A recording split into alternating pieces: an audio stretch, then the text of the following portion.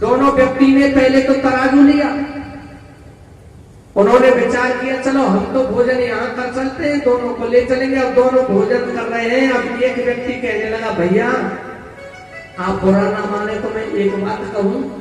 हाँ भैया कहो। मेरे मन में एक विचार आ रहा है। क्या विचार आ रहा है? कि अगर वो धन हमारा और तुम्हारा ही रह जाए तो कैसे रहे। दूसरा कहने लगा बस बस बस बस यही विचार मेरे दिमाग में चल रहा था पर कह नहीं पा रहा था। दोनों ने भोजन कर लिया और शेष भोजन में जहर मिला दिया। अब उधर वो दो व्यक्ति बैठे थे ना, उनमें से एक कहने लगा भैया एक बात कहूं बुरा ना माने तो। हाँ कहो। ये धन हमारा और तुम्हारा ही रह जाए तो कैंसर रहे के बस यही विचार मेरे दिमाग में चलो। चारों के दिमाग में पाप है, कोई विचार है। अब वो दो व्यक्ति भोजन लेकर के आए, भोजन को नीचे रखा, तराजू को नीचे रखा। अब उन दोनों ने अपने अपने धनुष बाण लिए और बाण चलाए। उन दो व्यक्तियों के सीने में बाण लगे, दोनों के प्राणों का गोविंदाय नमो नमः हो गया।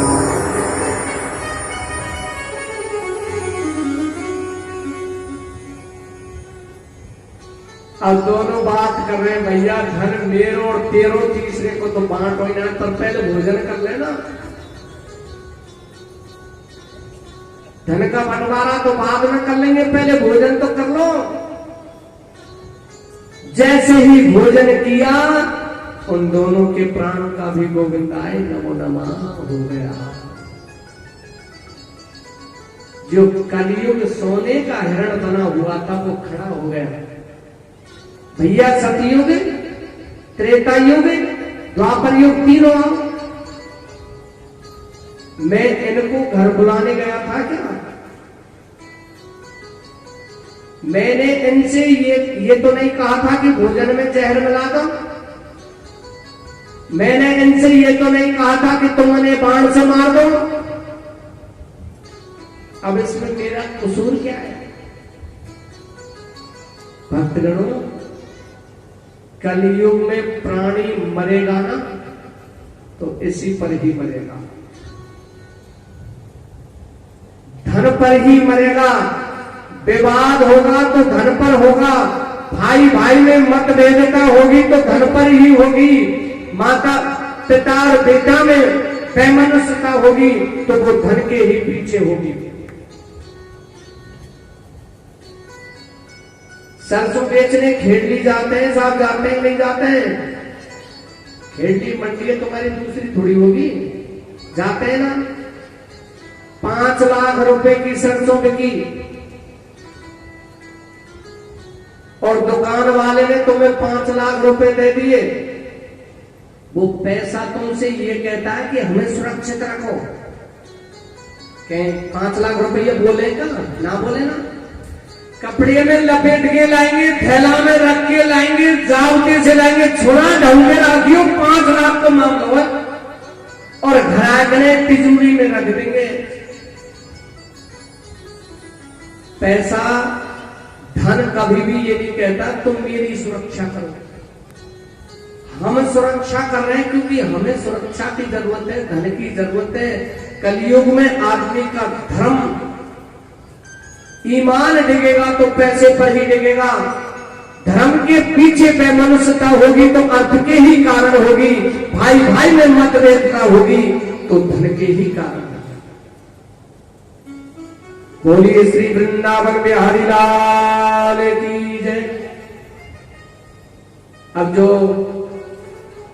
आपके यहाँ श्री बिहारी जी महाराज के विशाल दरबार में बिहारी लाल की, अपने ध्यान को प्रसन्न पर केंद्रित कीजिएगा। परीक्षित महाराज जैसे ही वहां से चलने ही लगे तो कलयुग उनके मुकुट में विराजमान हो गया। चलते चलते परीक्षित महाराज शिकार के लिए चलते चलते चलते प्यास से व्याकुल होकर के समीक मुनि के आश्रम पर पहुंचते हैं। ऋषि तप में लीन थे। बार बार कहा, हे मुनिराज हमें प्यास लगी है पानी पिलाओ, हे मुनिराज हमें प्यास लगी है पानी पिलाओ। आंखें नहीं खुली। एक तक्षक नाग जा रहा था, अपने बाण से उठाया और ऋषि की गर्दन में डाल दिया। अपने महलों के लिए आ गए। जो समीक मुनि के पुत्र थे उनका नाम श्रृंगी मुनि था। श्रृंगी आते हैं, आश्रम पर आए, पिता की गर्दन में सर्प को देखा, सर्प को नीचे उतारा, कमंडल से जल लिया, आमंत्रित करके उस सर्प पर डाला, सर्प जीवित हो गया। उन्हें जल लिया, आमंत्रित किया और कहा कि जिस प्राणी ने इस सर्प को मेरे पिता की गर्दन में डाला है, आज से 7वें रोज ये सर्प उसको डसेगा और उसकी मृत्यु होगी। समीक मुनि की आंखें खुली। श्रृंगी तुमने क्या कर डाला रे? आपको मालूम नहीं आपने किसे श्राप दे दिया? महाराज परीक्षित। श्रृंगी पुनः तप के लिए चले जाते हैं। परीक्षित महाराज महलों में पहुंचे और जैसे ही मुकुट उतार के नीचे रखा,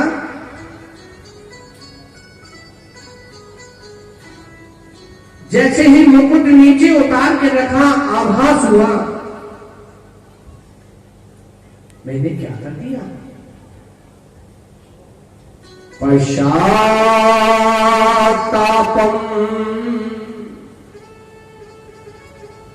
यदे तच्छ राजा परीक्षितो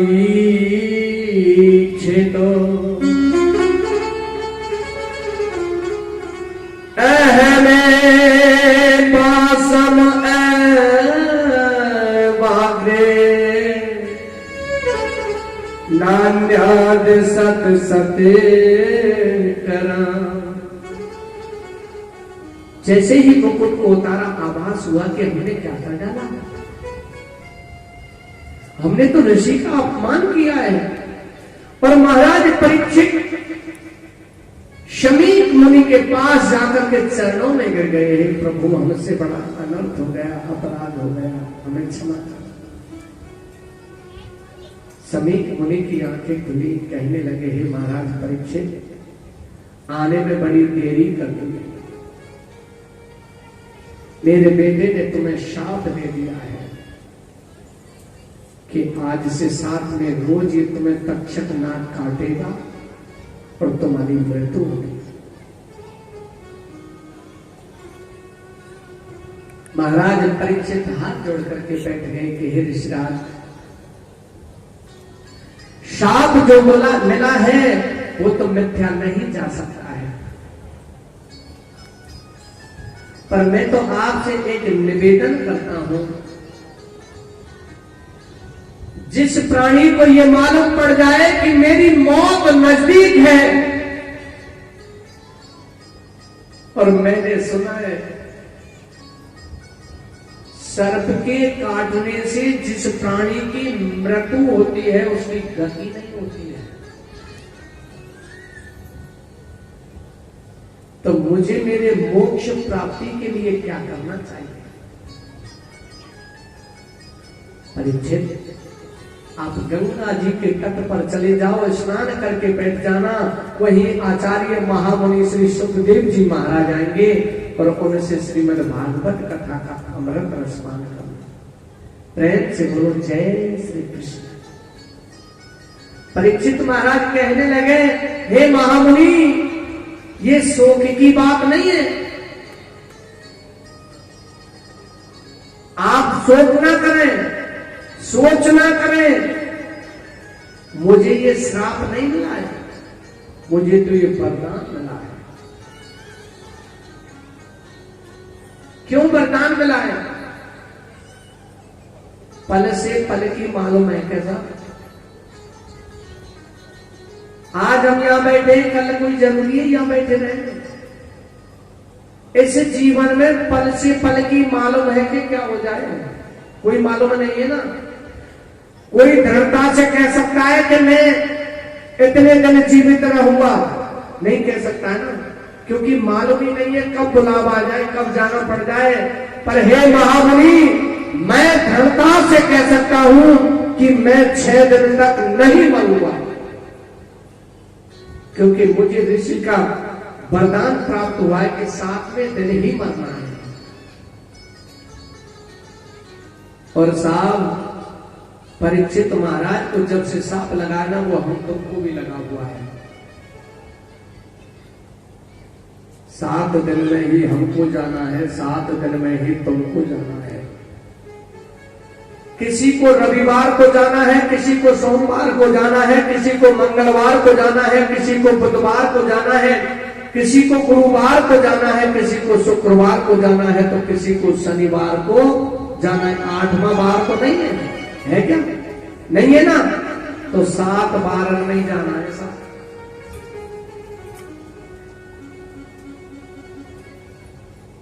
कोई दौड़ रहा है, लाइन में लग रहा है, बाबूजी बाबूजी मेरी गाड़ी आने वाली है, मुझे टिकट लेने दो ना।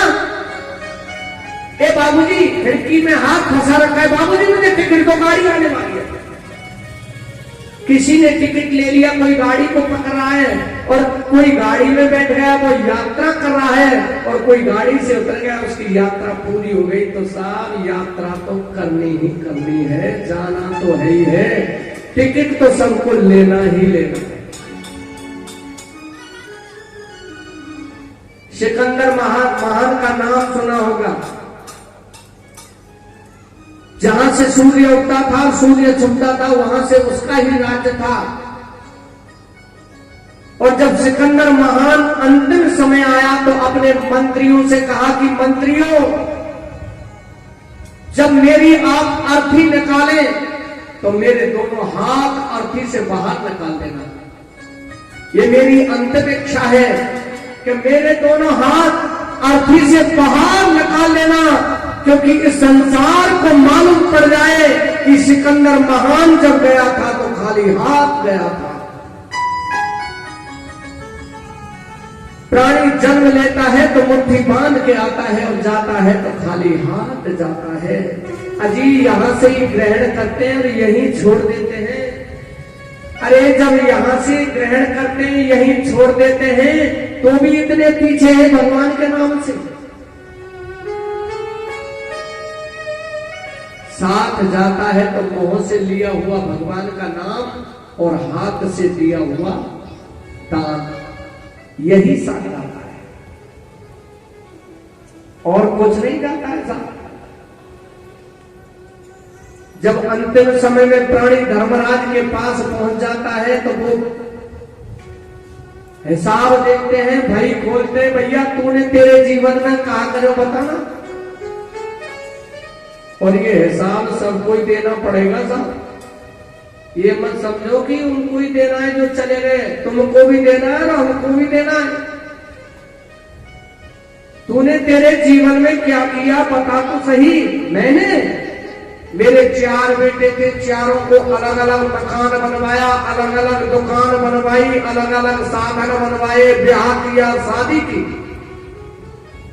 अरे भैया ये तो तूने तेरी संतान के लिए किया, पर तूने अपने लिए क्या किया?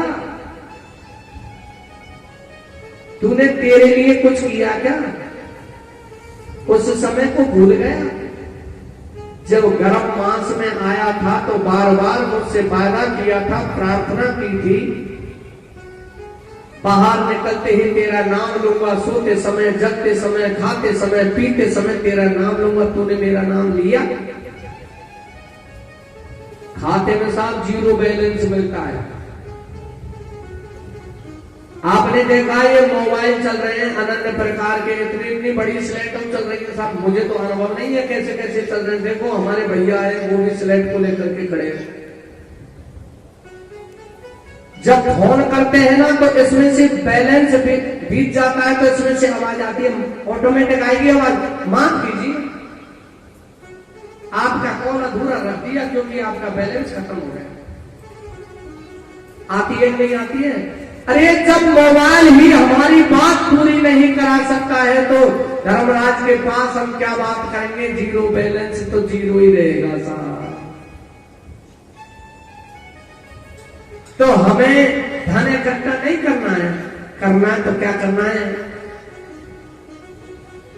हरि गोविंद बोलो, हरि गोपाल बोलो, गोविंद बोलो, हरि गोपाल बोलो, गोविंद बोलो, हरि गोपाल बोलो, गोविंद बोलो, हरि गोपाल बोलो। श्री राधा रमण हरि गोविंद बोलो, राधा रमण हरि गोविंद बोलो, राधा रमण हरि गोविंद बोलो, राधा रमण हरि गोविंद बोलो, गोविंद बोलो, हरि गोपाल बोलो,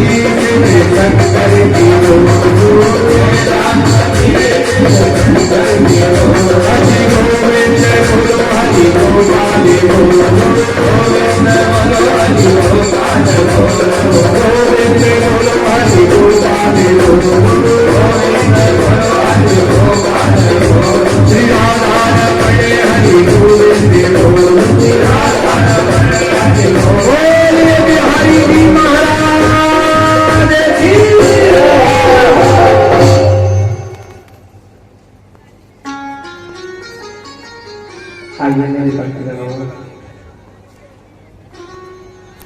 जितना अनुसरण हो, जितना ज्ञान हो, भगवान का करना चाहिए। परीक्षित महाराज गंगा का